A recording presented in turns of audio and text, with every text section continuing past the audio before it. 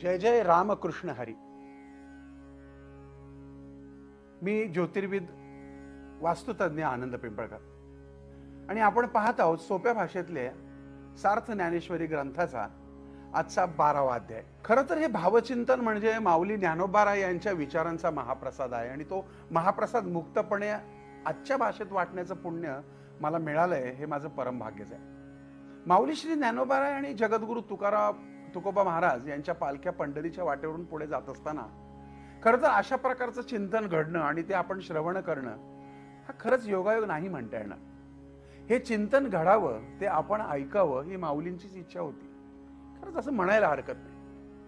माऊली त्यांचं कार्य आपल्याकडून खरंच करून घेत आहे आणि म्हणून यावेळेस मी फक्त एका वक्त्याच्या भूमिकेमध्ये आहे आणि तुम्ही श्रोते म्हणून चिंतन करत आहात किंवा चिंतन हे ऐकत आहात. असो, आज हा जो 12वा अध्याय आपण ऐकणार आहोत तो आहे भक्तियोग. खूप सुंदर आहे हा सुद्धा अध्याय. सांजवातीची वेळ. करवीरेश्वराच्या मंदिराच्या पैस खांबाला माऊली टेकून बसलेले.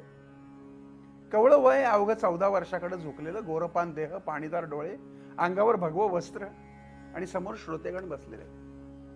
बाजूला सच्चिदानंद बाबा लेखणी घेऊन बसलेले.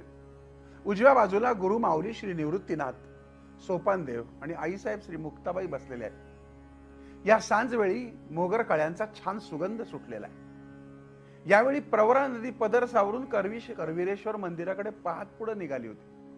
माऊली ज्ञानेश्वर गालावर गोड हास्य टिपत गुरु माऊलींना वंदन करतात आणि श्रोत्यांकडे पाहत म्हणतात, श्रोते हो, 12वा अध्याय भक्तियोग आपण ऐकणार आहोत. या अध्यायाच्या प्रारंभी आमच्या ओबी रूपी कन्या काय म्हणतायत? जय जय वो शुद्धे, उदारे प्रसिद्ध, अनवरत आनंदे वर्षतीये. गुरु माऊली, तुम्ही परमशुद्ध, विख्यात आणि उदारता रूपाचे महापवित्र तीर्थस्थळ आहात. तुम्ही आनंदात अखंडपणे वास्तव्य करणारे महायोगी आहात आणि म्हणून हे गुरुकृपा दृष्टी असलेले गुरु माऊली, मी तुमचा जय जयकार करतो. स्वतःच्या गुरूंविषयी, बंधूंविषयी इतकं सुंदर भाष्य केलेलं आमच्या आजपर्यंत तरी ऐकवत नाही. गुरुबंधू प्रती किती हा निर्बळ भाव. आजच्या काळामध्ये घरातल्या 2 भावांमध्ये पटतं का हो? एकाचं तोंड इकडं तर एकाचं तिकडं. कुटुंबात ठिणगी पडली की सख्खे भाऊ जन्मभर एकमेकांशी बोलत नाहीत. कोर्ट कचेऱ्या 400 स्क्वेअर फुटासाठी करतात. आजकाल आपली नाती व्यावहारिक झाली आहेत. अपेक्षांचा डोंगर नात्यांमध्ये उभा राहिल्यापासून नातीच विरघळून गेली आहेत. द्वेष आणि सुडाची भावना केव्हा आमच्या हृदयावर राज्य करू लागली काही कळायला मार्ग नाही. असो, चंद्रवंशाच्या विजयाची पताका म्हणजे पांडुराजाचा पुत्र अर्जुन यावेळेस कुरुक्षेत्रावर अस्वस्थपणे उभा आहे. मनात अनेक प्रश्न किलमिश मनात दाटलेली आहेत की या रणभूमीवरती लढावं का लढू नये या विवंचनेत तो अडकला आणि यावेळेस समोर उभा आहे अर्जुनाला भानावर आणणारा भगवान श्रीकृष्ण. अर्जुन हात जोडत म्हणतात, भगवंता, आपण जेव्हा आम्हाला विश्वरूप दाखवलं तेव्हा ते विश्वरूप अत्यंत अद्भुत, भयानक आणि उग्र स्वरूपाचं होतं. म्हणून आम्ही तुमच्या विश्वरूपाला घाबरलो. आम्हाला पहिल्यापासून सहवास हवा होता तो आपल्या मूळ रूप असलेल्या लढीवाळ भगवान श्रीकृष्णांचा. परंतु भगवंत, मनात एक प्रश्न उद्भवलाय. तुमच्याशी एकरूप होण्यासाठी भक्तियोग आणि ज्ञानयोग असे 2 मार्ग आहेत असं आपण म्हणलात. मग साधकांना तुमच्यापर्यंत येण्यासाठी भक्ती आणि ज्ञान या 2 मार्गाचा उंबरठा चढावा लागतो का? मग त्यातला श्रेष्ठ मार्ग कुठला भगवंता? तुमची प्राप्ती व्हावी म्हणून जगातले अनेक लोक तुमच्यासाठी अनेक कर्म करतात. ती कर्म तुम्हाला अर्पणही करतात. तेव्हा त्यांचं श्रेष्ठ धाम म्हणून तुम्ही मिरवता देखील. मग भक्तांनी तुमच्याशी कसं बरं एकरूप व्हावं? सगुण उपासना श्रेष्ठ की निर्गुण उपासना श्रेष्ठ? मार्ग सांगा प्रभू. भगवंत हसले आणि म्हणाले, अर्जुना, तू अतिशय सुंदर प्रश्न विचारलाय. सूर्य पश्चिमेला गेला की त्याची किरण देखील त्याच्याबरोबर जातात ना. त्याचप्रमाणे जे साधक स्वतःच्या इंद्रियावर ताबा मिळवून दिवस रात्र माझी उपासना करतात त्यांना मी दर्शन देतो. गंगेच्या पाण्याचा मागचा प्रवाह सतत गंगेला समुद्राकडे ढकलत असतो. मात्र भक्तांच्या ठायी असलेला प्रवाह आम्हाला येऊन मिळाला तरीही त्याचं मन काही भरत नाही. तो प्रेम भाव अधिक वाढतच जातो. दर्शक हो, जीवन हा चढ उतारांचा खेळ आहे की नाही? इथे प्रश्न जन्माला येतात. कशासाठी येतात? तर ते आपल्याला वाट दाखवण्यासाठी येतात, वाट लावण्यासाठी नाही. माणसाला प्रश्नच पडले नसते तर आव्हान पेलण्याची ताकदच माणसाला मिळाली नसती. सुख दुःख ही त्या प्रकृतीच्या रचनेतली एक सोंगटी आहे. ती सोंगटी कशी खेळायची हे तुमच्या हातात असतं. त्यावरच तुमचं जीवन बदलतं, घडतं आणि बिघडतं सुद्धा. एकदा ग्रह फिरले की घराचे वासे फिरायला कितीच वेळ लागतो. म्हणून पहा की एकेकाळी समाजामध्ये जो प्रतिष्ठित गर्भश्रीमंत होता तो आज भिकेला लागलेला दिसतो. जो गरीब होता तो करोडपती झालेला दिसतो. कारण एकच, ती म्हणजे नीतिमत्ता. नीतिमत्ता बदलली की खेळ खलास. दर्शको, जीवन म्हणजे एक भटकंती आहे. तुम्ही पहा, ज्यांनी कधी देवाला हात जोडलेले नसतात त्यांना मोठमोठ्या मंदिरात सन्मानाने आरतीचा मान मिळतो, आणि जो देवाला रात्रंदिवस भजतो त्याचा हात पालखीला सुद्धा लागत नाही. मोठी शोकांतिका आहे की नाही?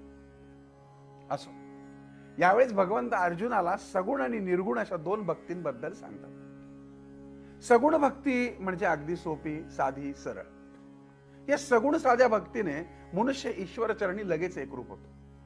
मात्र निर्गुण भक्ती म्हणजे अतिशय कठीण असते. निर्गुण भक्ती करण्यासाठी उच्च पातळीची मानसिक एकाग्रता करावी लागते. आपल्या इंद्रियांवर ताबा मिळवावा लागतो. आणि भगवंत म्हणतात, जो आपल्या इंद्रियांना ताब्यात ठेवतो, सर्वांच्या कल्याणात आनंद मानतो, तोच खऱ्या अर्थाने संतुलित व्यक्ती आहे. जर मनाची एकाग्रता होत नसेल तर सतत अभ्यासाने, सरावाने ती शक्य असते.